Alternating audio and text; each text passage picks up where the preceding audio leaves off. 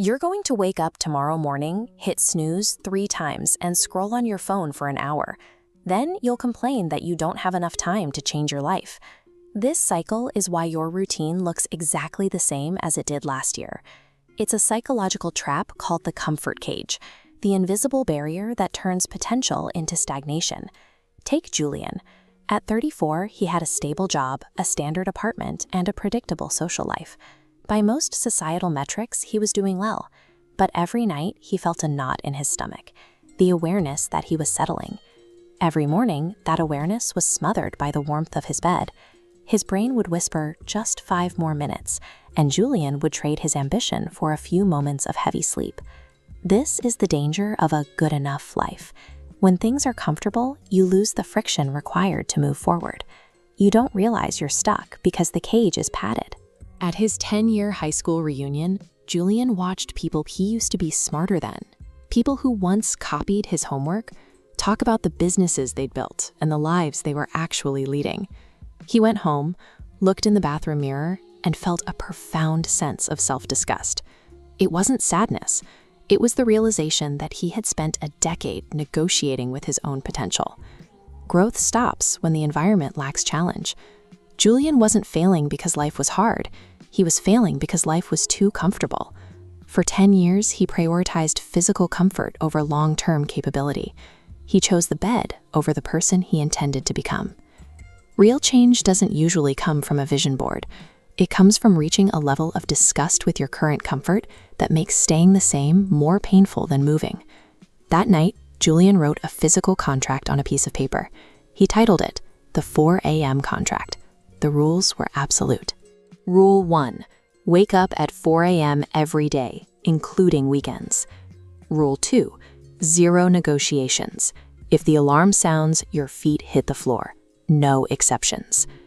The first week was psychological warfare. At 4 a.m., the brain is an expert at creating excuses. It tells you that you're crazy, that you're tired, and you can just start tomorrow.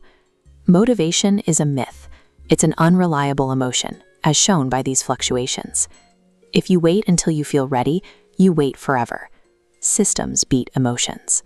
By removing the choice to get up, he bypassed the brain's attempt to protect him from discomfort. To change your life, you have to stop treating your goals as a negotiation. You need a protocol that doesn't care how you feel.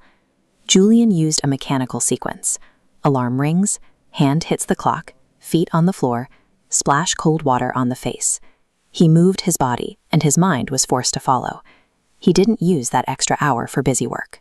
He used it to invest in the one thing that couldn't be taken from him, his skill set. In the silence of the early morning, he read, he practiced high-income digital skills, and he mapped out his day with precision. When you win the first battle of the day at 4 a.m., you develop a sense of authority. By the time Julian walked into the office at 8 a.m., he was more prepared than anyone else in the room.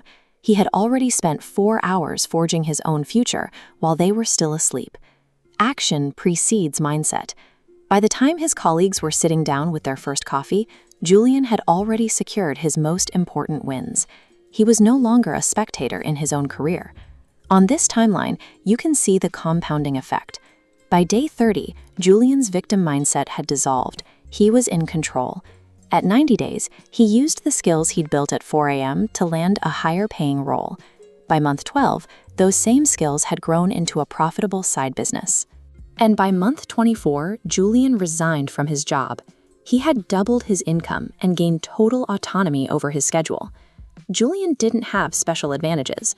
He simply stopped giving his best hours to his employer and started giving them to his future self. Why are you still watching this? You aren't looking for motivation. You're looking for permission to make the work feel easy. It isn't going to happen. The pain of waking up, the frustration of learning a new skill, and the exhaustion of trying again are the entry fees for the life you want. Draw a line in the sand today. Create your own contract.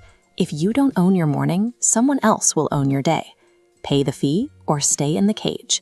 In the comments below, type the words, "My 4 a.m. contract starts today."